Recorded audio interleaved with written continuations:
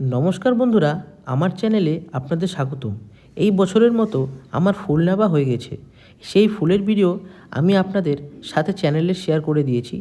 এখন আমি আমার গাছগুলোর গ্রোথ নেব। আপনারা দেখতেই পাচ্ছেন আমার গাছগুলোর এখন কেমন কন্ডিশন রয়েছে। আমি এদের জেনারেল গ্রোথ ফিডিং দেব। এই জেনারেল গ্রোথ ফিডিং এর চার্ট আমি ডিসক্রিপশন বক্সে অ্যাড করে দেবো।